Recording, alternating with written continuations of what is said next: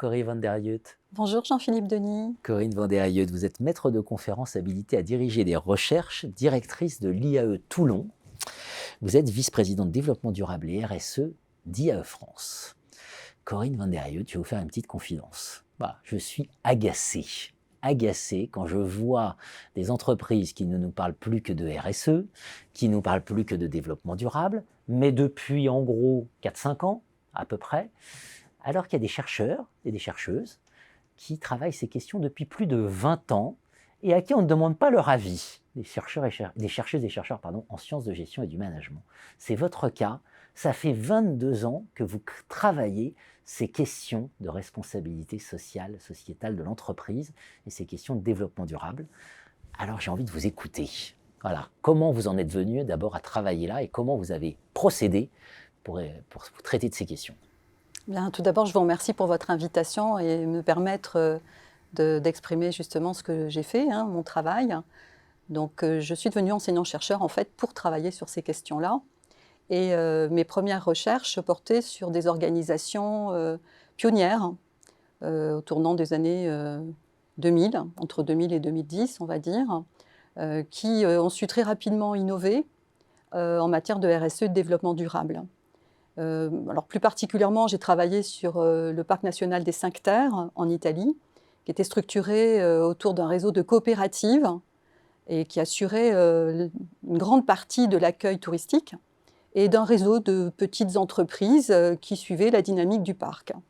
J'ai aussi travaillé avec l'association Citoyens de la Terre qui est située à Marseille et qui a fait de même en région sud. Et donc j'ai examiné la façon dont ces petites entreprises qui pourtant souffrent de limitations intrinsèques, réussissaient aussi rapidement finalement à innover, aussi bien dans les procédés que dans les services, les produits, dans les relations qu'elles établissaient avec d'autres partenaires. Voilà, donc j'ai travaillé de cette manière-là. Avec un point qui est très intéressant, vous mettez en évidence dans vos travaux une somme de compétences développées par ces entreprises, des compétences cognitives, fonctionnelles et opérationnelles, relationnelles, et je crois que c'est même peut-être le plus important, relationnel, et des métacompétences. Alors, est-ce que vous pouvez très brièvement nous expliquer ces résultats?